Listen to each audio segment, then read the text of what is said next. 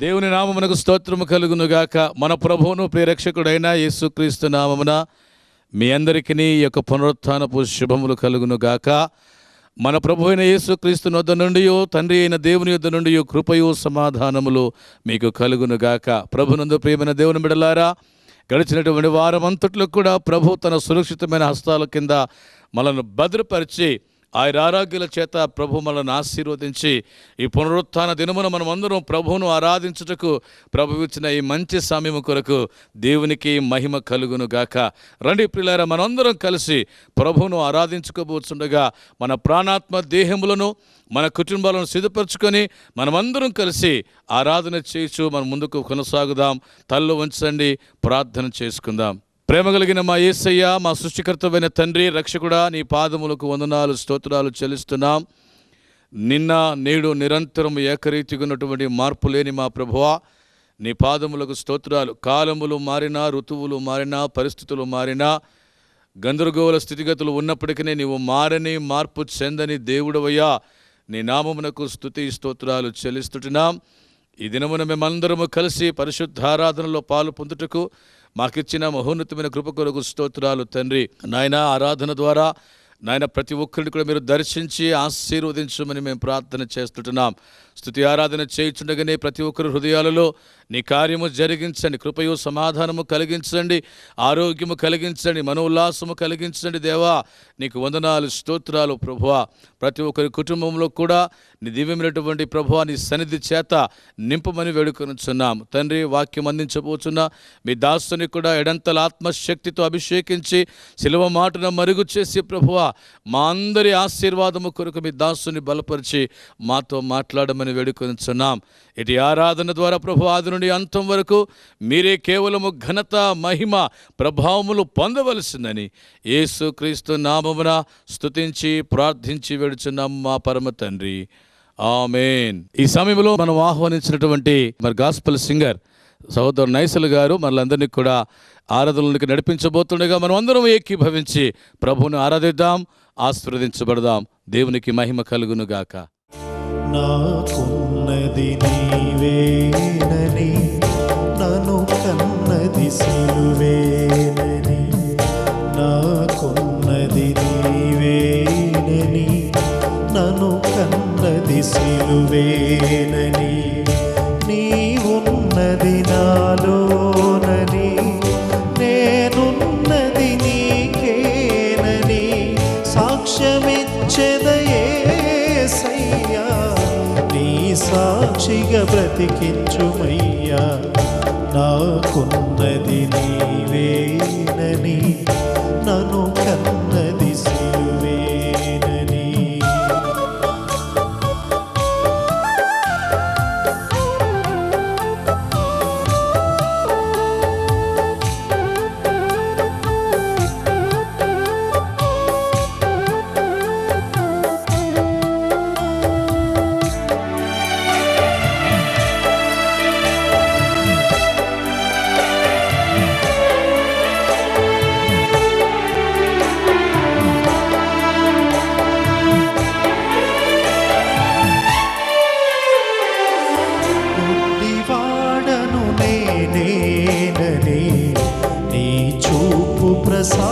ప్రసాదించేవని, గుడ్డివాడను నేనేనని నీ చూపు ప్రసాదించేవని, చెవిటివాడను నేనేనని నీ వినికిడి నేర్పించేవని సాక్ష్యమిచ్చెదయేసయ్యా. నీ సాక్షిగా బ్రతికించుమయ్యా. నాకున్నది నీవేనని, నన్ను కన్నది సిలువేనని.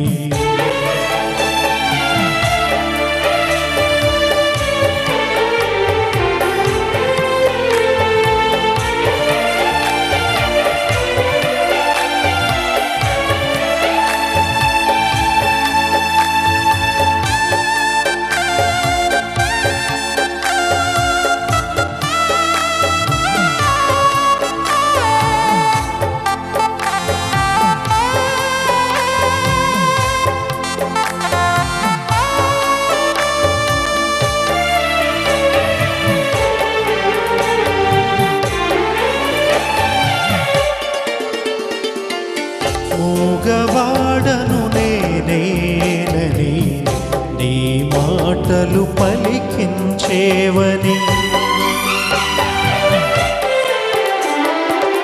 మూగవాడను నేనేనని నీ మాటలు పలికించేవని, అవిటివాడను నేనేనని నీ నడకలు నేర్పించేవని సాక్ష్యమిచ్చెదయేసయ్యా. నీ సాక్షిగా బ్రతికించుమయ్యా. నాకున్నది నీవేనని, నన్ను కన్నది సిలువేనని, నాకున్నది నీవేనని, నన్ను కన్నది సిలువేనని, నీవున్నది నాలోనని, నేనున్నది నీకేనని సాక్ష్యమిచ్చెదయేసయ్యా. నీ సాక్షిగా బ్రతికించుమయ్యా. నాకున్నది నీవేనని, నన్ను కన్నది సిలువేనని.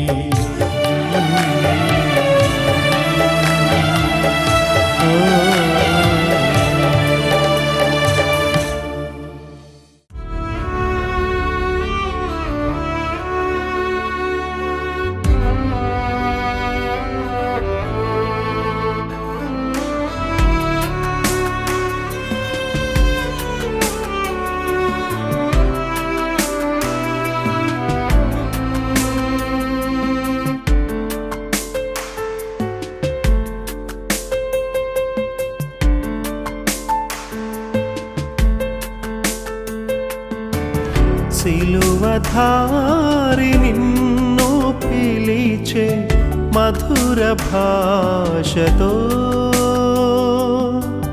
కలుషమెల్లా కడిగే ప్రభువు ఎంతో ప్రేమతో, ఎంతో ప్రేమతో.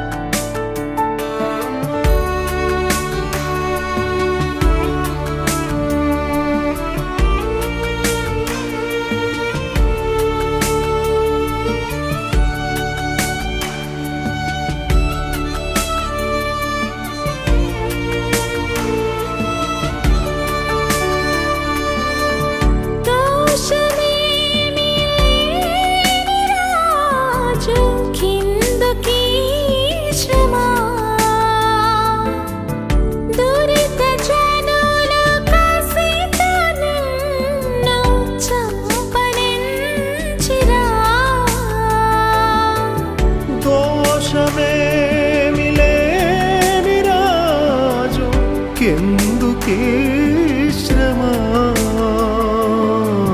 దురిత జనులు కసిగా నిన్ను చంపనెంచిరా. కఠిన శీలాలు కరిగినేడు కన్నీరు కార్చుచు, కఠిన శీలాలు కరిగినేడు కన్నీరు కార్చుచు.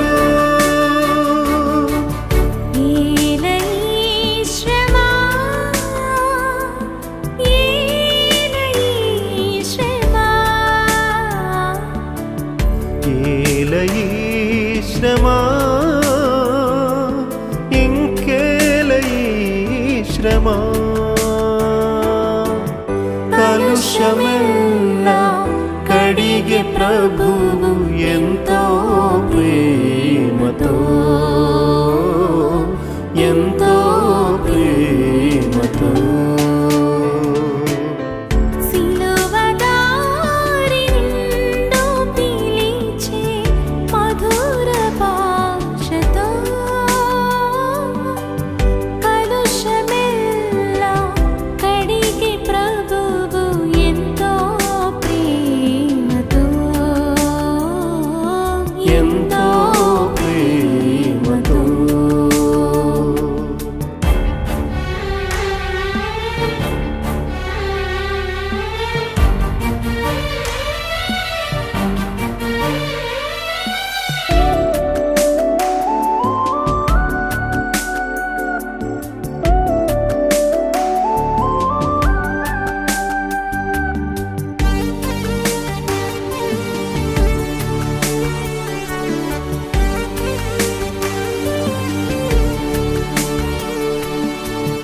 కాంతులీను రాజులో చిన్నబోయిన మధురమైన నీటి స్వరము మోగబోయిన, కాంతులీను రాజుమోము చిన్నబోయెనా, మధురమైన నీదు స్వరము మూగబోయెనా. సూర్యచంద్రులలిగే వెలుగు దాచివేసిరా, సూర్యచంద్రులలిగే వెలుగు దాచివేసిరా. ఈనై శ్రమ, ఈనై శ్రమ, ఏలయే శ్రమ, ఇంకేలయే శ్రమ. కలుషమెల్లా కడిగే ప్రభువు ఎంతో ప్రేమతో, ఎంతో ప్రేమతో. సిలువదారి నిన్ను పిలిచే మధుర భాషతో, కలుషమెల్లా కడిగే ప్రభువు ఎంతో ప్రేమతో, ఎంతో ప్రేమతో. సిలువధారి నిన్ను పిలిచే మధుర భాషతో, కలుషమెల్లా కడిగే ప్రభువు ఎంతో ప్రేమతో, ఎంతో ప్రేమతో,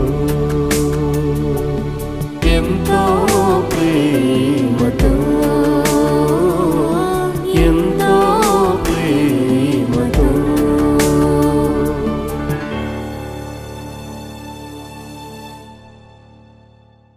మన ప్రభువును ప్రియరక్షకుడైన యేసుక్రీస్తు వారి శ్రేష్టమైన నామములో మరొకసారి మీ అందరికి కూడా మా హృదయపూర్వకమైన వందనాలు తెలియజేస్తూ ఉన్నాం. ఇంతవరకు కూడా చక్కని పాటలు ప్రియ సహోదరుడు సువార్త గాయకుడు నైసిల్ గారి ద్వారా మనమందరం కూడా దేవుని యొక్క సన్నిధిలో వారి పాటల ద్వారా ప్రభువుని మనమందరం కలిసి ఆనందించడానికి స్తుతించడానికి దేవుడు అనుగ్రహించిన మంచి సమయాన్ని బట్టి దేవాతి దేవుని స్తుతిస్తూ గణపరుస్తూ ఉన్నాం. ప్రియులారా, మీరందరూ కూడా క్షేమంగా ఉన్నారా? దేవుని యొక్క సన్నిధిలో మీరందరూ కూడా ఆత్మ బలమును నింపుకొనుచు ముందు కొనసాగాలని దేవుని సేవకులముగా మేము నిత్యము మీ కొరకు ప్రార్థన చేస్తూ ఉన్నాం. మరి ఇంతవరకు కూడా దేవుని ఆరాధించి ఉన్నాం. ఈ సమయంలో దేవుని యొక్క వర్తమానము చేత మనమందరము కూడా ఆదరణ పొందుకోవాల్సిన సమయము కనుక దేవుని యొక్క వాక్యాన్ని మనం విందాం. దేవుని వాక్యం వినేదానికి ముందుగా చిన్న ప్రార్థన. పరిశుద్ధుడైన మా తండ్రి, కృప కనికరము కలిగిన మా గొప్ప దేవ, మీ పరిశుద్ధ పాదములకు వందనములు స్తోత్రములు చెల్లిస్తున్నాము రాజా.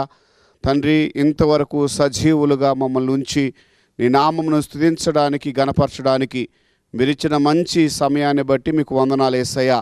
ఈ సమయంలో తండ్రి నీ వాక్యము ద్వారా మరొకసారి నీ ఆదరణ హస్తాన్ని మాకందరికీ అనుగ్రహించి నీ కృపలో ప్రభా వినుచు ఉన్నటువంటి ప్రతి ఒక్కరిని కూడా మీ హస్తములు చాపి దీవించి బలపరచుముని వర్తమానం అందిస్తున్న మీ దాసుని ముఖాంతరముల నుండి మీరు మా అందరితో మాట్లాడి బలపరచుముని యేసు నామమున అడిగి వేడుకొనుచున్నాము తండ్రి, ఆమెన్. ఈ సమయంలో మన యొక్క సీనియర్ సంఘ కాపర్లు రెవరెండ్ దీవెన్ కుమారయ్య గారు వచ్చి దైవర్తమానం అందించవలసిందిగా వారిని ప్రేమతో ఆహ్వానించున్నాను. పరిశుద్ధ గ్రంథము నుండి మొదటి కొరింథీయులకు రాసిన పత్రిక 3వ అధ్యాయము 9వ వచనాన్ని మనం చదువుకుందాం. మేము దేవుని జతపని వారమై ఉన్నాము, మీరు దేవుని వ్యవసాయమును దేవుని గృహమునై ఉన్నారు.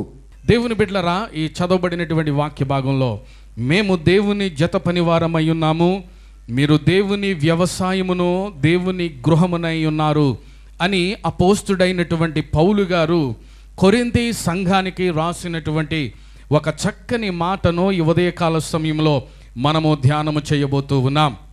దేవుని బిడ్డలారా, అపోస్తుడైన పౌలు దైవజనుడైన దేవుని ప్రతినిధి, దేవుని సేవ కొరకు పిలవబడ్డాడు, ఎన్నుకోబడ్డాడు, ప్రత్యేకించుకున్నాడు దేవుడు. దేవుని బిడ్డలారా, మీరు దేవుని గృహమై ఉన్నారు. అది నా ప్రసంగం యొక్క టైటిల్. మనము దేవుని యొక్క గృహమై ఉన్నాము అనేటువంటి మాట. ఈ లోకంలో మనం జీవించడానికి ఇల్లు అనేటువంటిది ప్రతి వారికి కూడా కావాలి. ఇల్లు లేకుండా ఎవరు ఉండకూడదు. కనీసం సొంత ఇల్లు లేకపోతే అద్దిల్లులైనా సరే మనం కలిగి ఉండాలి. ఏదో ఒక ఇల్లు మనం కలిగి ఉండాలి. కారణం, మనం బ్రతకాలి, మనం జీవించాలి. కాబట్టి ఈ గృహం అనేటువంటిది అది మనం కలిగి ఉండాలి ఈ లోకంలో. అలాగే పరిశుద్ధ గ్రంథమైనటువంటి బైబిల్ సెలవిస్తుంది, ఆధ్యాత్మికమైనటువంటి గృహము కూడా మీరు మీ దేహము దేవునికి ఆలయమై ఉన్నదని మీరు ఎరుగరా అని అంటాడు. కాబట్టి దేవునికి ఆలయమై ఉన్నటువంటి మన దేహం, మన శరీరం, ఇది దేవుని యొక్క ఇల్లుగా పిలువబడతా ఉంది. దేవుడు నివసించేటువంటి స్థలం ఆయన ఇల్లు. కాబట్టి ఇదే విషయాన్ని హెబ్రీ పత్రికలో పౌలు భక్తుడు రాస్తూ మరొక మాట అంటాడు కదా. హెబ్రీలకు రాసిన పత్రిక 3వ అధ్యాయము 3వ వచనాన్ని గనుక మనం చూసినట్లయితే, ప్రతి ఇల్లును ఎవడైనా ఒకని చేత కట్టబడును, సమస్తమును కట్టినవాడు దేవుడే. ప్రతి ఇల్లు ఎవడైనా ఒకని చేత కట్టబడును. అవును, కరెక్టే. ఏమండి, ఆ తాపీ మేస్త్రో, లేకపోతే ఇంజనీరో, లేకపోతే కుటుంబ యజమానుడో, ఎవరో ఒకరి చేత ఇల్లు కట్టబడుతుంది. కట్టబడకుండా ఇల్లు అనేటువంటిది ఏర్పాటు చేయబడదు కదా. అయితే ఒక్క విషయాన్ని గమనించండి, సమస్తమును కట్టువాడు దేవుడే. అందుకని ఇల్లు కట్టేటప్పుడు దేవుడికి ప్రార్థన చేస్తారు. అందుకని ఇల్లు కట్టేటప్పుడు దేవుడికి ప్రార్థన, ప్రభువా నువ్వే కట్టు, ఈ గృహమునకు నువ్వే అధిపతి, దీనికి కావలసిన సకల సమృద్ధి మీరు అనుగ్రహించండి అని దేవుడిని అడుగుతారు. భగవంతునికి ప్రార్థన చేస్తూ ఉంటారు. కాబట్టి దేవుని బిడ్డలారా, దేవుడి కట్టే ఇల్లుగా ఉండాలనేదే మానవుని యొక్క ఆశ. దేవుని ఆశ కూడా అదే. దేవుని బిడ్డలారా, దయచేసి గమనించండి. అందుకనే పౌలు గారు అంటున్నారు, మీరు దేవుని గృహమై ఉన్నారు అని అంటున్నాడు. అలాగే ప్రతి ఇల్లు కూడా దేవుని చేతనే కట్టబడాలి అని అంటున్నాడు. 3వ మాటగా కూడా ఇంకొక మాట నేను చూపెడతాను. హెబ్రీయులకు రాసిన పత్రిక 3వ అధ్యాయము 7వ వచనం, మనమే ఆయన ఇల్లు. మనమే ఆయన ఇల్లు, మనమే ఆయన ఇల్లు. చాలా అద్భుతమైనటువంటి వాక్య భాగం అనేది. మనమే ఆయన ఇల్లు. ఆయన ఇల్లు అంటూ ఇంకొకటి ఏది లేదండి. మనము ఆయన ఇల్లు. కారణం ఏంటంటే, ఆయన మనతో ఉండాలని ఆశపడుతున్నటువంటి దేవుడు. ఆయన ఎక్కడో సింహాసనం మీద పరలోకంలో కూర్చుని, నా ప్రజలారా మీరందరూ కూడా బాగున్నారా, మీరు అలా ఉండండి, అక్కడ ఉండండి, నేను ఇక్కడి నుంచి చూస్తూ ఉంటాను, ఇక్కడి నుంచి నేను వర్తమానాలు పంపిస్తాను, ఇక్కడి నుంచి నేను మాట్లాడతాను, నేను ఇక్కడ సింహాసనం మీద ఉంటాను, మీరు అక్కడ ఇంట్లో ఉండండి అని అనడం మన దేవుడు. మన దేవుని యొక్క ఆలోచన మానవుల గురించి ఏ విధంగా ఉందయ్యా అని అంటే, మీరు ఒక్కసారి వెనక్కి వెళితే ఆది కాండములో ఆదాము అవ్వలు ఆ దంపతుల దగ్గరికి దేవుడు దిగొచ్చేవాడంట. ప్రతిరోజు కూడా దేవుడు దిగొచ్చి వారితో సంచారము చేస్తూ, వారితో మాట్లాడుతూ, ఆ రీతిగా మానవునితో సహవాసం చేయాలి అనేటువంటి ఆలోచన, ఆశ దేవుడికి ఉంటుంది. కాబట్టి ఆ ఆదాము అవ్వల దగ్గరికి దిగొచ్చేవాడు. ఆ రీతిగా వారి తర్వాత కూడా వారి యొక్క సంతానమును దేవుడు ఆశీర్వదించి వారి సంతానమును విస్తరింపచేసి తన యందు ఎవరైతే భయభక్తులు కలిగిన వారుగా ఉంటారో, తన ప్రజగా ఉంటారో, తన బిడ్డలుగా ఉంటారో అటువంటి వారి ఎడల దేవుడు తన నివాస స్థలమును ఏర్పాటు చేసుకుంటాడనమాట. అర్థమవుతుందా? కాబట్టి దేవుని ప్రజలమైనటువంటి మనమందరము కూడా దేవుని గృహమై ఉంటున్నాము. ఆ విషయం మీరు గమనించాలి. మొట్టమొదటిగా దేవుని బిడ్డలు దయచేసి ఒక్కసారి ఇంకొక వాక్యంలోనికి వెళదాం. యెషయా గ్రంథము 57వ అధ్యాయము 15వ వచనం. మహాగణుడును మహోన్నతుడును పరిశుద్ధుడును నిత్య నివాసి అయిన వాడు ఈలాగు సెలవిచ్చుచున్నాడు. నేను మహోన్నతమైన పరిశుద్ధ స్థలములలో నివసించువాడను, అయినను వినయము గల వారి ప్రాణమును ఉజ్జీవింపజేయుటకును, నలిగిన వారి ప్రాణమును ఉజ్జీవింపజేయుటకును, వినయము గల వారి యొద్దను దేన మనస్సు గల వారి యొద్దను నివసించుచున్నాను. ఆమేన్. ఎంత చక్కని మాట ప్రవక్త అయినటువంటి యెషయా రాస్తున్నాడు. చూడండి, నేను మహోన్నతమైనటువంటి స్థలములో నివసించువాడను. ఎవరినైనా గనుక దేవుడు ఎక్కడుంటాడండి అని అడిగితే చిన్నపిల్లలతో సహితం చెప్తారు పరలోకంలో దేవుడు ఉంటాడు అని. రైట్, పరలోకములోనే దేవుడు నివసిస్తాడు. కానీ ఒక్క విషయం ఏంటంటే, ఆ పరలోకానికి మాత్రమే పరిమితుడైన దేవుడిగా లేడు. కాబట్టి ఆయనను పిలిస్తే పలికే దేవుడిగా, రమ్మంటే వచ్చే దేవుడిగా ఉన్నాడు. నమ్మితే దేవునికి స్తోత్రం చెప్పండి. హల్లెలూయా. దేవుడు తన ప్రజలతో సహవాసము చేయాలని ఆశ కలిగినటువంటి వాడు. అందుకని వాక్యములు అంటున్నాడు, నేను మహోన్నతమైనటువంటి స్థలములలో నివసించువాడను, అయినను అని అంటున్నాడు. అయినను వినయము గల వారి ప్రాణమును ఉజ్జీవింప చేయడానికి, నలిగిన వారి ప్రాణమును ఉజ్జీవింప చేయడానికి, వినయము గల వారి యొద్దకును దీన మనస్సు గల వారి యొద్దకు నేను నివసించుచున్నాను అని అంటున్నాడు. దేవునికి స్తోత్రం కలుగును గాక. కాబట్టి దేవుని బిడ్డలారా, ఎవరైతే దేవుని ప్రజలుగా ఉంటున్నారో దేవుని యొక్క సన్నిధి వారితో ఉంచాలన్నది దేవుని యొక్క ప్రణాళికగా ఉంటుంది. కాబట్టి ఈ ఉదయకాల సమయంలో మన యొక్క ధ్యాస, మన యొక్క ఆలోచనలు అన్నీ కూడా మన ఇంటిపైకి మనం పంపిద్దాం. మన ఇంటి వైపు ఒకసారి చూద్దాం. నేను ఉంటున్నటువంటి నా గృహము దేవునికి నివాసయోగ్యముగా ఉంటుందా? ఒక్కసారి ఆలోచన చేయండి. దేవుడు ఒకవేళ నా ఇంటికి వస్తే గనుక నా దేవుణ్ణి ఆహ్వానించగలిగినటువంటి స్థితిలో నా గృహము ఉందా? దేవుని బిడ్డలారా దయచేసి ఆలోచన చేయండి.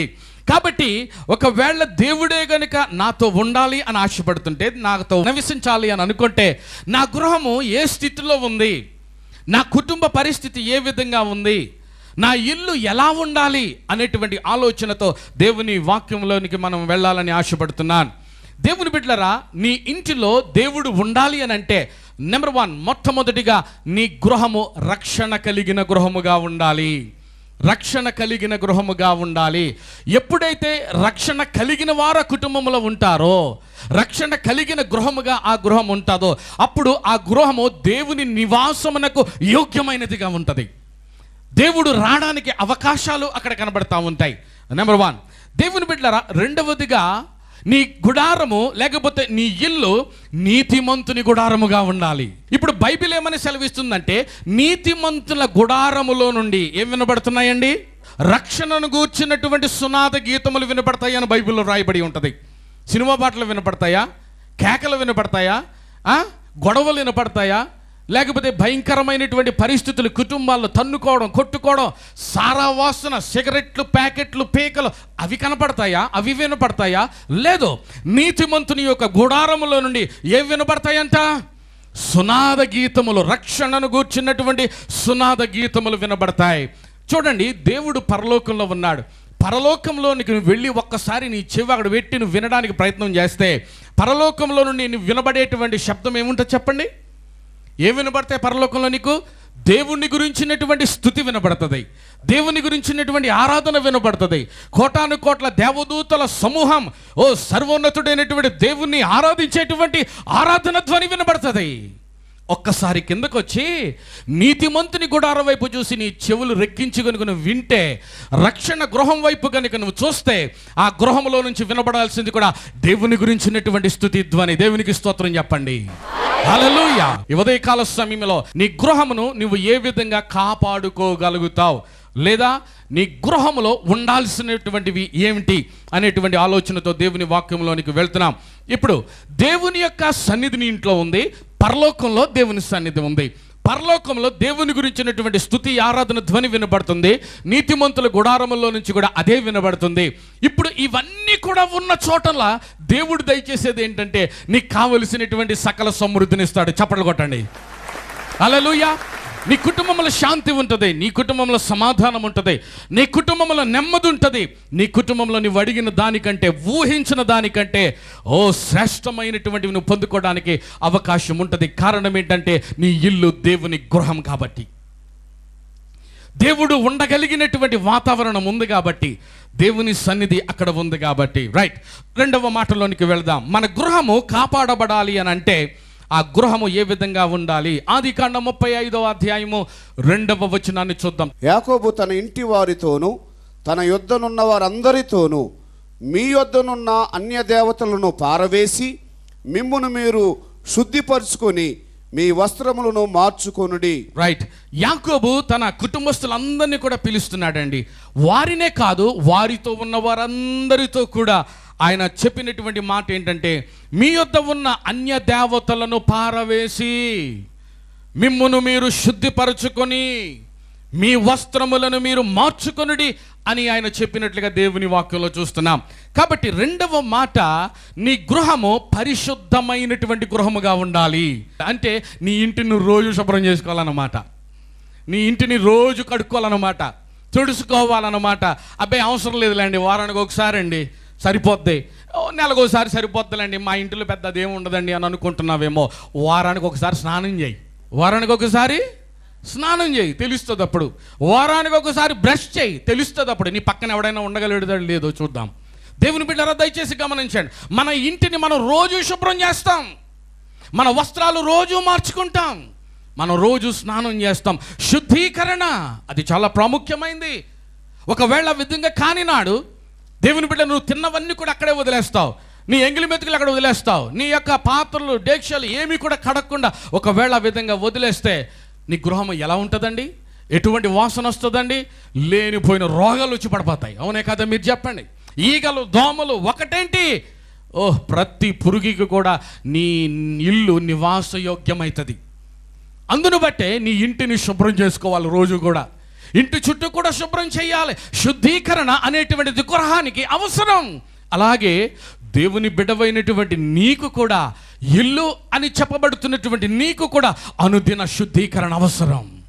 దేవుని బిడ్డలారా, లేకపోతే ఈ లోక మాలిన్యము నీకు అంటుకునేటువంటి పరిస్థితి వస్తుంది, కంపు కొట్టే పరిస్థితి వస్తుంది. నీ ఇంటిలో నుంచి రావాల్సింది స్తుతి ధ్వని, సంతోషం, ఆనంద, సమాధానాలు కుటుంబాల్లో ఉండాలి, కానీ సారావాసన కాదు, సారావాసన కాదు, సిగరెట్ ముక్కలు కాదు.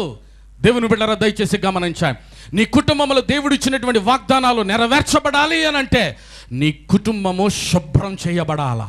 కాబట్టి దేవుని బిడ్డలారా, ఒక రోజున యేసుక్రీస్తు ప్రభువారు ఆయన లోకంలో పరిచర్య చేస్తున్నటువంటి రోజుల్లో ఆయన పరిచర్య చేస్తూ వెళ్ళిపోతా ఉన్నాడు. బహుజన సమూహం ఆయన వెంబడిస్తూ ఉంది. ఆ సమయంలో ఒక స్థలానికి వచ్చి దేవుడు ఆగిపోయాడు. అక్కడ యేసయ్య ఆగిపోయి పైకి చూస్తాడు. పైన ఒక వ్యక్తి చెట్టు మీద ఉన్నాడు. ఆ వ్యక్తి పేరు జక్కయ్య. దేవుడు అంటున్నాడు, జక్కయ్య దిగిరావయ్యా, నీ ఇంటికి నేడు నేను రావలసి ఉంది. చప్పట్లు కొడుతూ దేవుని నామాన్ని మహిమపరచండి. హల్లెలూయా. ఈ రోజున ప్రభు అదే మాట నీతో చెప్పనివ్వండి. జక్కయ్య, ఓ నా ప్రియ కుమారుడా, నా కుమార్తె, నేను ఈ రోజున నీ ఇంటికి రావలసి ఉన్నది.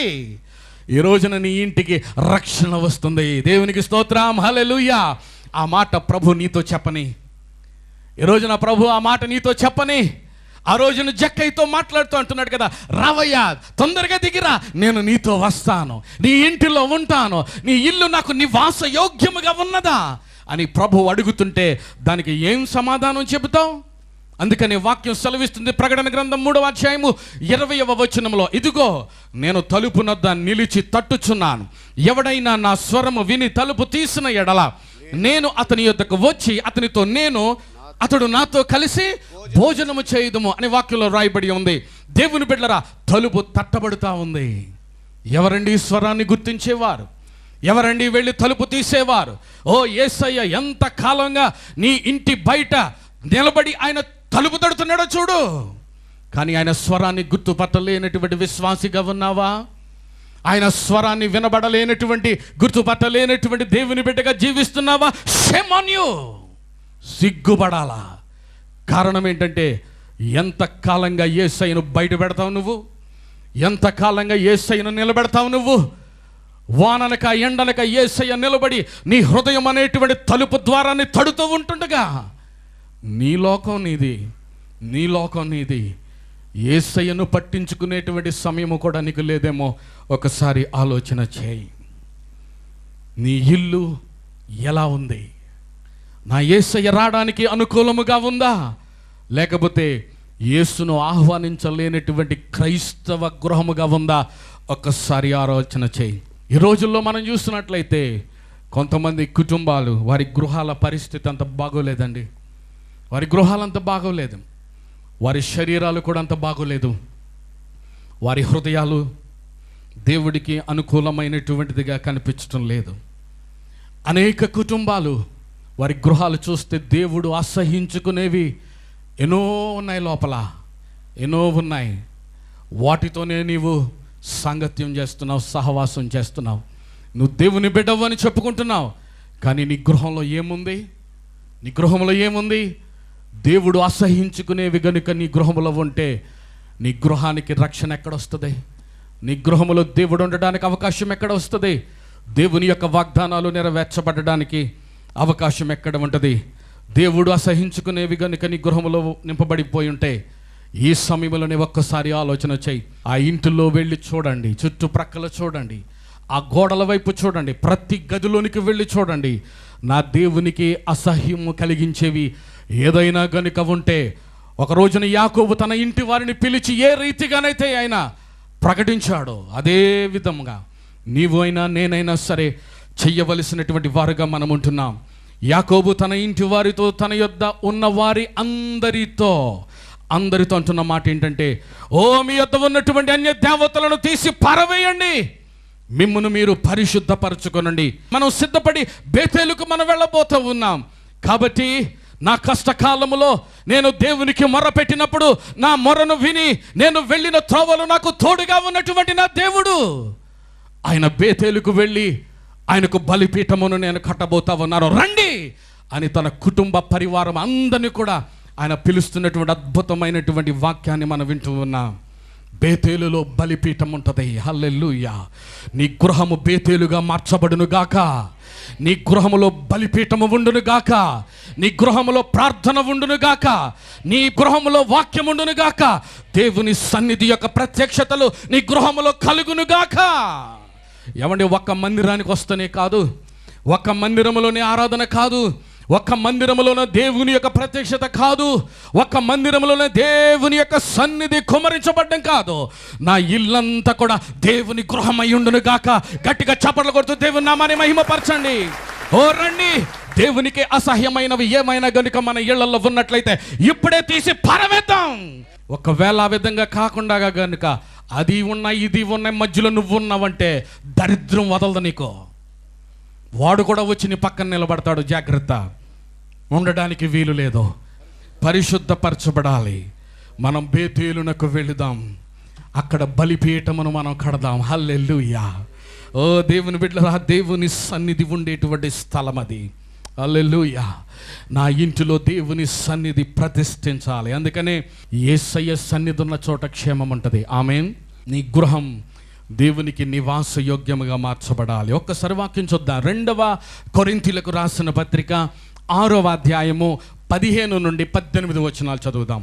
మనము జీవము గల దేవుని ఆలయమై ఉన్నాము. అందుకు దేవుడు ఎలాగూ సెలవిచ్చుచున్నాడు, నేను వారిలో నివసించి సంచరింతును, నేను వారిలో నివసించి సంచరింతును, నేను వారి దేవుడనయ్యుందును, నేను వారి దేవుడినయ్యుందును, వారు నా ప్రజలయ్యుందురు, వారు నా ప్రజలయ్యుందురు. కావున మీరు వారి మధ్య నుండి బయలువెడలి ప్రత్యేకముగా ఉండుడి, అపవిత్రమైన దాన్ని ముట్టుకొడని ప్రభువు చెప్పుచున్నాడు. వండర్ఫుల్. దేవుని బిడ్డలారా, ఆయన అంటున్నాడు కదా, నేను వారిలో నివసించి సంచరింతును అని అంటున్నాడు. దేవుడు అంట మన ఇంటికి వచ్చంట నీతో నివసించటం మాత్రమే కాదు, ఆయన నీ ఇంటిలో సంచారం చేస్తాడంట. ఏమంటున్నాడండి? సంచారం చేస్తాడంట. నేను వారి దేవుడినై ఉంటాను, వారు నా ప్రజలై ఉందురు. దేవుడు ఏ విషయంలోనైనా సరే కాంప్రమైజ్ అవుతాడేమో కానీ దేవునికి చెందవలసినటువంటి మహిమ విషయంలో కానీ ఆయనకి ఇవ్వవలసినటువంటి ఘనత విషయంలో కానీ దేవుడు కాంప్రమైజ్ అయ్యే ప్రసక్తి లేదు అని మీకు నేను మనవి చేస్తున్నా. ఆయనకి చెందాల్సినటువంటి ఘనత గౌరవం ఆయనకి ఇవ్వాల్సిందే. అందుకనే దేవుడు చాలా ఖచ్చితంగా స్ట్రైట్ ఫార్వర్డ్గా చెప్పిన మాట ఏంటంటే, నేనే దేవుడను, నేనుగాక వేరొక దేవుడు నీకు ఉండడానికి వీలు లేదు అని ఖచ్చితంగా మాట్లాడాడు ఆయన. నేను వారికి దేవుడినై ఉన్నాను, వారు నా ప్రజలై ఉంటున్నారు, నా మార్క్, నా ముద్ర వారి నొసట మీద ఉంటుంది. దేవునికి స్తోత్రం చెప్పండి, హల్లెలూయా. ఇటువంటి వారు ఎలా ఉండాలని దేవుడు చెప్తున్నాడు తెలుసా వాక్యంలో? వారు బయలు వెడలి ప్రత్యేకముగా ఉండుడి, అపవిత్రమైన వాటిని ముట్టకుడి అని సర్వోన్నతుడైనటువంటి దేవుడు సెలవిస్తున్నాడు. దేవుని బిడ్డలారా దయచేసి గమనించండి. నా ఇంటికి రక్షణ, నా ఇంటికి కాపుదల, నా ఇంటిలో దేవుని యొక్క సన్నిధి, నా ఇల్లు దేవునికి నివాస యోగ్యముగా ఉండాలి అని అంటే నా ఇల్లు ఉండాల్సినటువంటి విధానం ఈ విధంగా ఉంది. పరిశుద్ధ గ్రంథంలో అమాలేకులతో యుద్ధం చేసి గెలిచినటువంటి సౌలు ఒక రోజున ఆయన ఒక తప్పు చేశాడు. దేవుని యొక్క ఆజ్ఞను అతిక్రమించాడు. ఆయన చేసినటువంటి పని ఏంటంటే కొవ్వినటువంటి గొర్రెల్ని, జీవరాశుల్ని తీసుకొని తెచ్చిపెట్టుకున్నాడు ఇంట్లో. ఆ విధంగా చేయొద్దని దేవుడు చెప్పాడు, చేయకూడదు. కానీ దేవుని యొక్క మాటను అతిక్రమించి ఆ రీతిగా వాటిని తెచ్చిపెట్టుకున్నాడండి లోపలికి. దేవుని బిడ్డరా, ఎందుకు నీవు ఆ విధంగా చేసావు సౌలా అని అంటే దేవునికి బలర్పించడానికి అన్నట్టుగా అబద్ధాలు మాట్లాడాడు ఆయన. ఏమండి, లేనిపోయినటువంటి కుంటి సాకులు చెబుతా ఉన్నాడు. ప్రాముఖ్యమైంది బల లేకపోతే విధేయత? చెప్పండి. ప్రాముఖ్యమైంది బలర్పించటమా లేకపోతే విధేయత? విధేయత. బలులు అర్పించుట కంటే విధేయత శ్రేష్టమైనది అని దేవుని వాక్యం సెలవిస్తూ ఉంది. ఇప్పుడు ఆ కొన్ని గొర్రెల్ని ఇటువంటి వాటన్నిటిని కూడా ఆశించినందువలన ఆయనకు వచ్చినటువంటి ప్రతిఫలం బైబిల్లో ఏమని వ్రాయబడి ఉందో తెలుసా? అతని యొక్క రాజ్యాధికారము తీసివేయబడింది. అతని యొక్క రాజ్యాధికారం తీసివేయబడింది. అంతేకాదండి, దేవుని చేత విసర్జించబడినటువంటి వ్యక్తిగా భయంకరమైనటువంటి మరణం ఆయన మీదకి వచ్చింది. నా ప్రియమైనటువంటి సహోదరుడా, సహోదరి, ఈ దేవుని యొక్క వాక్కును లైట్గా తీసుకోవద్దని మీకు నేను మనవి చేస్తూ ఉన్నాను. కారణం ఏంటో తెలుసా? బైబిల్లో సౌలు అనేటువంటి వ్యక్తి కుటుంబంలో జరిగినటువంటి సంఘటన విధంగా ఉంది. ఆయనే కాదు, ఇంకొక వ్యక్తిని కూడా నేను చూపెట్టగలను. ఆయన పేరు ఆకాను. ఏం పేరండి? ఆకాను. ఆయన చేసినటువంటి పని ఏంటో తెలుసా? అతడు శపించబడినటువంటి ఎరుకోలో నుండి బబులోను, షీనారు, పై వస్త్రమును, వెండి బంగారమును, కమ్మిని ఆశించి దాన్ని తెచ్చిపెట్టుకున్నాడు ఇంట్లో. దాన్ని ఇంట్లో తెచ్చిపెట్టుకున్నాడు. దేవుని బిడ్డరా, దానికి ప్రతిఫలం బైబిల్లో చాలా స్పష్టంగా రాయబడిన మాట. వాడు చేసినటువంటి పనిని బట్టి ఇశ్రాయేలుల సైన్యమునకు అపజయము కలిగినది. ఇశ్రాయేలుల సైన్యమునకు అపజయము కలిగినది. ఎవరండి ఇశ్రాయేలీలు? దేవుని ప్రజలండి. వారు దేవుని సొత్తైనటువంటి వారండి. అలాంటి వారికి అసలు అపజయం అనేది ఉంటుందా? అపజయం వచ్చింది. కారణం ఆకాను చేసినటువంటి ఆ తప్పు. ఆ బంగారు కమ్మిని ఆశించి తెచ్చిపెట్టుకుని తన గుడారములో ఆయన దాచిపెట్టాడు. దేవుని బిడ్డల దారి యొక్క పర్యవసానం ఇశ్రాయేలు సైన్యానికి అపజయము కలగడం మాత్రమే కాదు, ఆ తర్వాత ఆయన చరిత్ర మనం చూసినట్లయితే ఆకాను యొక్క కుటుంబము రాళ్లతో కొట్టి చంపబడ్డారు. చూసారా? దేవుని యొక్క వాక్యములో వ్రాయబడినటువంటి మాటలు చాలా జాగ్రత్తగా మీరు గమనించాల్సి ఉంటుంది. దేవుడు అసహించుకునే వాటిని ఇంటిలో నుండి తీసివేయడం నీకు క్షేమమది. దేవుడు ఎన్నటికీ కూడా ఒప్పుకునే ప్రసక్తి లేదు. అంతేకాదండి, అన్యాయపు సిరి ఏదైనా కానీ అది కూడా నీ ఇంటిలోనికి రావడానికి వీలు లేదు. బలవంతపు వసూళ్ళు నీ ఇంటిలోనికి రావడానికి వీలు లేదు అని మీకు నేను మనవి చేస్తున్నాను. మనకి బాగా అర్థమయ్యేటట్టుగా ఒక్క మాట చెప్తాను, వినండి. పెళ్ళైద్ది, కొత్తగా కోడలు వస్తుంది. ఆ కోడలు వచ్చేటప్పుడు ఎంత పెట్టి కొనుక్కుంటుందో పెండ్లి కుమారుణ్ణి, కొంతకాలానికి మరలా మొదలైద్ది. ఏంటది? ఇంకా వరకట్నం తీసిరా అని ఆ విధంగా ఆ కుమార్తెను వేదన పెడుతుంటే, బాధ పెడుతుంటే, ఆ బిడ్డ ఆ వివాహ సమయంలో ఇంటికి వచ్చే ముందు ఎన్ని కలలకని ఉంటుందండి ఆమె. ఓ నాకు పెళ్ళి అవుతుందండి, నా భర్త ఆయనను చూసి ఎంత ఘనతగా ఉంటుంది ఆమెకు, ఎంత సంతోషిస్తుంది. కానీ తన భర్త, తన లోకం, తను కట్టుకున్నటువంటి ఊహాలోకం అంతా కూడా ఒక రోజున పడిపోతే, పటాపంచులు అయిపోతే ఎంత వేదనక తల్లి ఆ కుమార్తె గురైద్దో చూడు. ఆ కుటుంబంలో హింసించబడతా ఉంటే, ఓ ఏంటిది, ఏమీ అర్థం కాదు ఆమెకు. ఆ తర్వాత ఒక రోజున ఇంటిలో నుండి గెంటి వేయబడ్డం, ఆ ఇంటిలో నుండి ఏడుస్తూ ఏడుస్తూ ఏడుస్తూ చాలా భారంగా ఆమె మొట్టమొదటి రోజును జ్ఞాపకం చేసుకుని, అయ్యో ఈ కుటుంబంలోనికి వచ్చినప్పుడు ఏదో అనుకున్నాను నేను అని ఏడుస్తూ, ఎక్కెక్కి ఏడుస్తూ, డబ్బు తీసుకురావడానికి, బంగారము తీసుకురావడానికి, మోటార్ సైకిల్ తేయడానికి, కారు తేయడానికి వెళుతూ ఉంటుండగా ఆమె ఎంత వేదనతో వెళుతూ ఉన్నప్పుడు ఏమనుకుంటుందో తెలుసా? ఆమె మనసులో ఏం తిట్టుకుంటుందో తెలుసా? మీకు జ్ఞాపకం ఉందా? నేను చాలా కాలం క్రితం కర్స్, శాపముల గురించి నేను వర్తమానం అందించా. ఒక వ్యక్తి వెళ్ళిపోతూ వెళ్ళిపోతూ కనుక మనస్ఫూర్తిగా శపిస్తే ఆ శాపం తరం తర్వాత తరం, తరం తర్వాత తరం అది ప్రయాణమై నీ మీదకి వస్తుంది, నీ కుటుంబాల్లో ఉండిపోతే. ఏమిటో ఏమో అర్థం కాదండి. మేము క్రైస్తవులం, భక్తి కలిగిన వారు, మేము బాగానే అన్ని పనులు చేయొచ్చు నువ్వు నీ తరంలో, కానీ శాపం అనేది ఒకటి నీ కుటుంబంలో అలాగే ఉండిపోయిందన్న సంగతి చాలామందికి తెలియదు సుమా. బైబిల్ చదవండి, మీకు అర్థమైద్ది. ఆ శాపము ఎక్కడో ఒక చోట కొట్టివేయబడాలి. హల్లెలూయా. ఒకవేళ ఇటువంటి శాపము గనుక ఎవరి కుటుంబాల్లోనైనా ప్రవహిస్తుంటే నజరేయుడైన యేసు నామములు అది కొట్టివేయబడును గాక. ఆ కుమార్తె వెళ్ళి డబ్బు తీసుకొచ్చి నీ ఇంట్లో పెడుతుంది.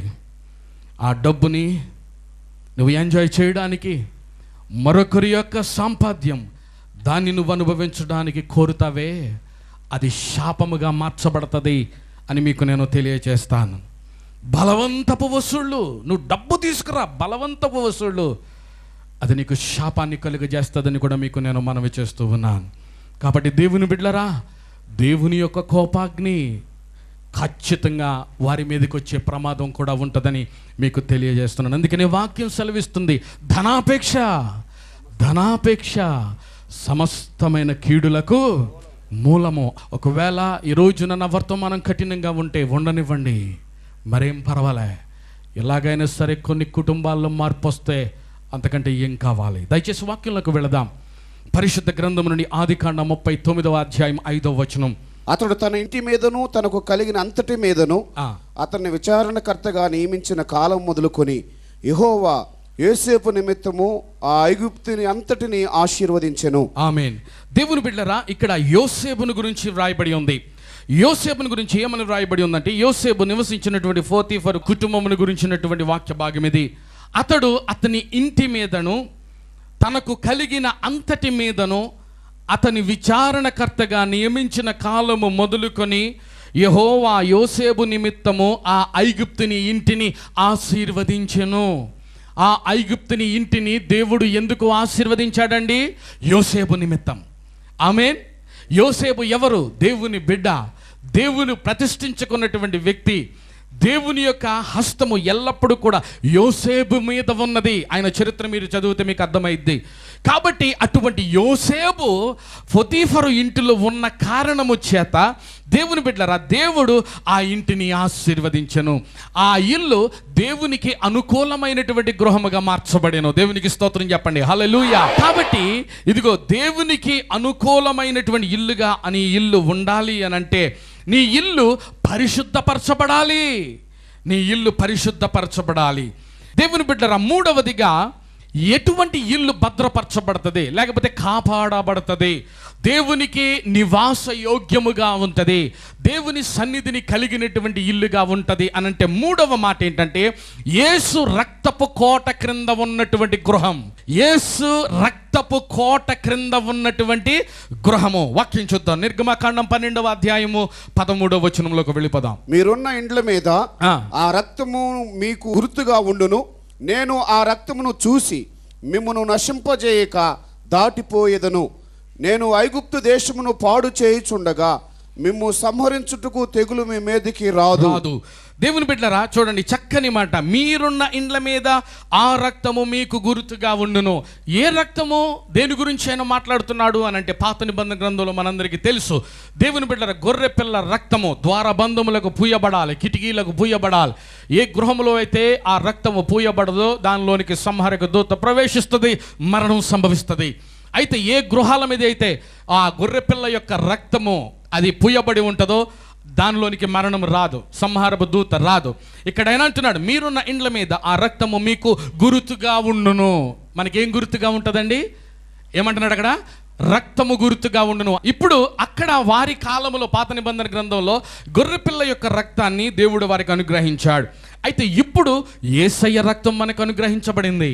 కాబట్టి మన మీద ఉండాల్సినటువంటి గుర్తు ఏంటంటే యేసయ్య రక్తపు గుర్తు ఉండాలి. చప్పట్లు కొడుతూ దేవుని నామాన్ని మహిమపరచాలి. ఇప్పుడు సైతానుడు నిన్ను చూసినప్పుడు వాడికి కనబడేది ఏంటంటే యేసయ్య రక్తపు గుర్తు కనబడుతుంది అనమాట నీ మీద. కొంతమంది ఇళ్ల ముందు పైన సిలువ గుర్తు పెడతారు. అంటే ఏంటి? మేము దేవుని బిడ్డలం. ఇప్పుడు సైతానుడి గృహంలో ప్రవేశించాలని వాడు చూసినప్పుడు వెంటనే మొట్టమొదటిగా వారికి ఏం కనబడుతుందండి? సిలువ కనబడుద్ది. సిలువ కనబడితే 100 కిలోమీటర్ల దూరంలో నిలబడి చూస్తాడంతే. సిలువ దరిదాపుల్లోకి వచ్చాడంటే కాలి భస్మం అయిపోతాడు. ఎందుకో తెలుసా? సిలువలో యేసయ్య సాతాను యొక్క తలను చితగొట్టాడు. కాబట్టి గట్టిగా చప్పట్లు కొడుతూ దేవుని నామాన్ని మహిమపరచండి. హల్లెలూయా! ఓ, సిలువలో శక్తి ఉంది, సిలువ ప్రభావము కలిగింది. అలాగే యేసయ్య రక్తం ప్రభావము కలిగింది. ఆ సిలువలో యేసయ్య రక్తాన్ని చిందించాడు. నేను ఆ రక్తమును చూచి మిమ్మును నశింపచేయక దాటిపోయేదను అని అంటున్నాడు ఆయన. ఓ, ఈ ఉదయకాల సమయంలో మన ద్వారబంధముల మీద యేసయ్య రక్తము పూయబడును గాక. ఐగుప్తు దేశమును పాడు చేయుచుండగా మిమ్మును సంహరించుటకు తెగులు మీ మీదికి రాదు. ఏ తెగులు మీ గుడారమును సమీపించడానికి వీలు లేదు. అంతే, అలా ఉండాలి మన గృహాలు. ఆమేన్. మన గృహాల్లో మన కుటుంబాల మీద మన పిల్లల మీద యేసయ్య మార్కు ఉండాలండి. హల్లెలూయా! సాతానుగాడి మార్కు కాదు, 666 కాదు, ఇంకొకటి కాదు, యేసయ్య మార్కు మన మీద ఉండాలి. దేవుని బిడ్డలారా, క్రైస్తవులారా, రోషము కలిగి మనం జీవించాలి. ఆమేన్. అంచె దినాల్లో రోషముతో సేవ చేయాలా, రోషముతో జీవించాలా. నేను క్రైస్తవుని చెప్పుకోవడానికి సిగ్గక్కర్లే. ఆ రీతిగా నేను దేవుని బిడ్డనని చెప్పుకోగలుగుతావా? చెప్పుకుంటేనే యేసయ్య నీ ఇంటిని తన ఇంటిగా మార్చుకోగలుగుతాడు. హల్లెలూయా! యేసయ్య రక్తపు కోట క్రింద ఉన్నటువంటి గృహం. ఆమేన్. రాజుగారికి కోట ఉంటుంది, కోటకి గోడ ఉంటుంది. ఆ కోట ఒక చోట ఒక పెద్ద గేట్ ఉంటుంది.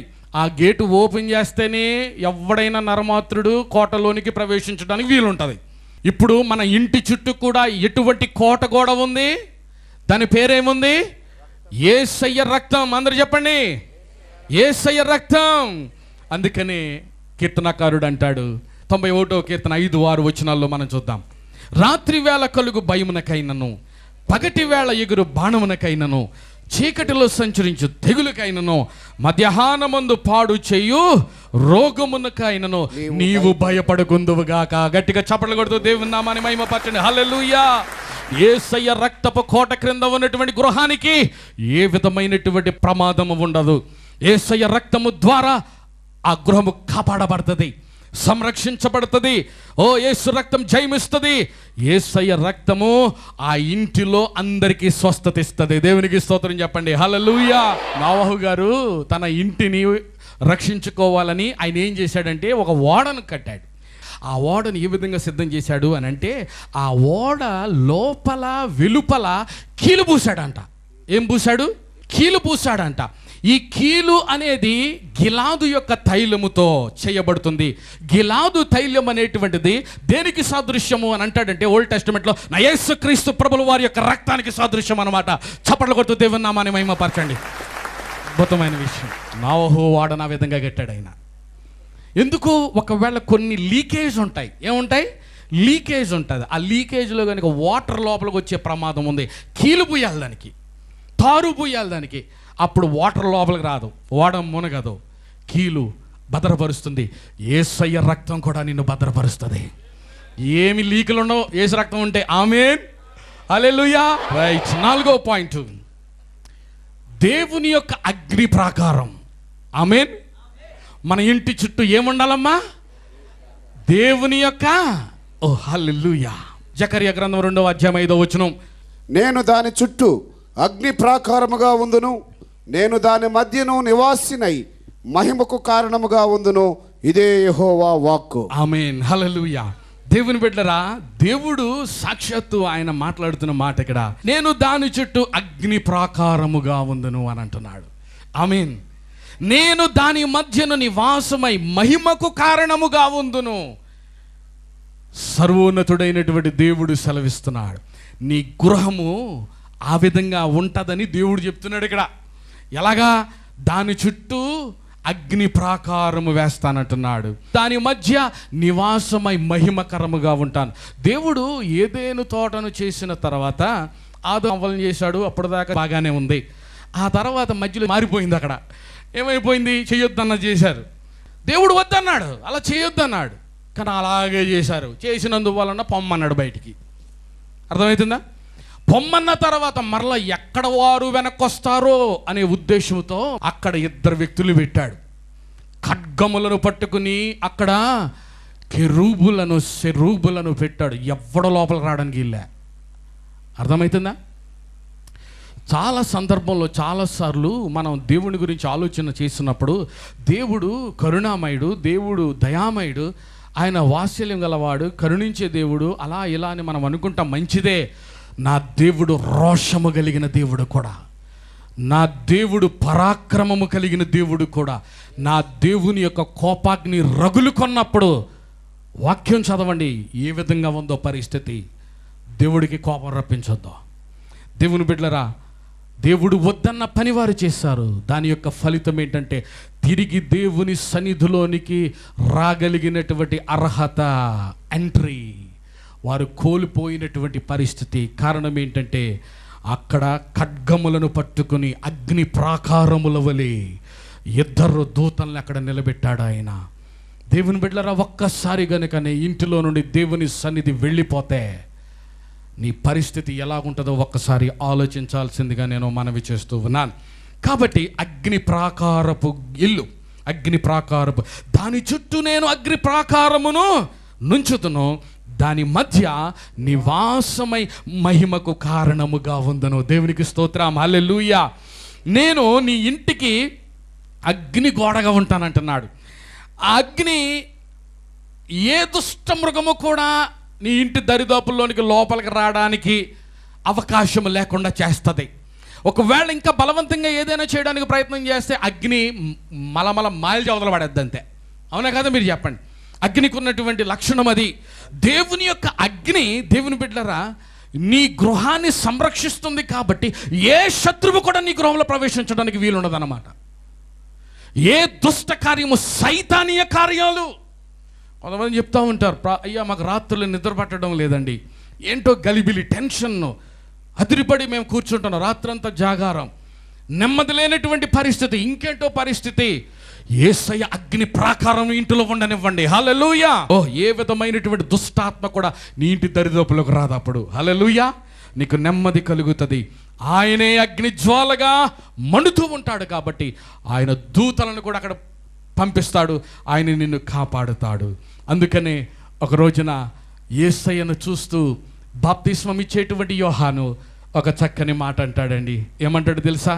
ఇదిగో ఆయన ఆత్మతోనూ అగ్నితోనూ బాప్తిస్మం ఇచ్చువాడై ఉన్నాడు. ఆమేన్. ఉదయకాల సమయంలో దేవుని బిడ్డలారా, నీ ఇల్లును ఆయన సంరక్షించాలని, కాపాడాలని, నీ ఇల్లు ఆయనకు నివాస యోగ్యముగా ఉండాలని ఆయన కోరుతున్నాడు. ఒకవేళ నీ ఇంటిలో గనుక ఆయన అసహించుకునేటువంటివి ఏవైనా ఉన్నట్లయితే ఇప్పుడే యేసు నామములో మీరు ఇంటికి వెళ్ళిన తర్వాత తీసి అవతల పడేయండి. యేసయ్య ఇంటికి వచ్చేటువంటి అనుకూలమైనటువంటి వాతావరణాన్ని ఉంచుదాం. నీ ఇల్లు అనుదినము శుద్ధీకరించబడేటువంటి ఇల్లుగా, నీ ఇల్లు ఇదిగో అగ్ని ప్రాకారముగా, నీ ఇల్లు దేవుని యొక్క రక్తపు కోటలో ఉండేటట్టుగా నీ ఇంటిని దేవుడు ఆశీర్వదించాలి. అవునండి, నా ఇల్లు ఆ విధంగా ఉండాలని నేను ఆశపడుతున్నాను అన్నవారు వెంటనే లేచి నిలబడండి. మీ కొరకు నేను ప్రార్థించాలని ఆశపడుతున్నాను. తొందరగా లేచి నిలబడండి. ప్రభువా, ఇదిగో నిలబడిన ప్రతి వారిని నీ చేతులకు అప్పగిస్తున్నాను తండ్రి. అవును నాయన, ఎంతో ఆశతో మేము ఉంటున్నాం. మా ఇల్లు నీ సొంతం కావాలి ప్రభువా, మా జీవితం నీ సొంతం కావాలి ప్రభువా, మా భవిష్యత్తు నీ సొంతం నీ చేతిలో పెడుతున్నాను తండ్రి. నాయన మీరు మాతో ఉండి సంచరించండి యేసయ్యా, మీరు మాతో ఉండి సంచరించండి ప్రభువా. మా ఇల్లులో ప్రతి మూల నలుమూలలో కూడా ప్రతి స్థలము నీకే చెందునుగాక. హల్లెలూయా. ఏది కూడా రహస్యముగా లేదు మా తండ్రి. నాయన మా ఇంటిని శుద్ధీకరించండి యేసయ్యా, మా ఇంటిలో మీరే ఉండి మమ్మల్ని నడిపించండి, మాతో మీరు మాట్లాడండి ప్రభువా. మా ఇంటిలో నుండి నీ రక్షణ సునాద గీతాలు వినబడాలి మా తండ్రి. నాయన యాకోబు తన ఇంటి వారందరిని పిలిచి, ఇదిగో మనం బేతేలుకు వెళుదాం రండి. నా కష్టకాలములో నాతో ఉండి నడిపించినటువంటి దేవుడు, నా మొర వినినటువంటి నా దేవుడు, నాకు సహాయకుడిగా ఉన్న దేవునికి బేతేలులో నేను బలిపీఠం కట్టాలి, రండి వెళుదాం. యేసయ్య మా గృహాలు కూడా ఆ విధంగా చేయండి ప్రభువా. నీ సన్నిధితో నేను పండి కూడా వచ్చిన బిడ్డలందరినీ కూడా మీరు ఆశీర్వదించండి. యేసు నామమున అడిగి వేడుకుంటున్నాను మా పరమ తండ్రి, ఆమేన్. మన తండ్రి అయిన దేవుని ప్రేమ, కుమారుడైన యేసు క్రీస్తు కృప, పరిశుద్ధాత్ముని యొక్క అన్యోన్య సహవాసము, సమాధానము ఈ కార్యక్రమాన్ని చూస్తున్న వారందరికీ సదాకాలము తోడై ఉండును గాక. ఆమేన్.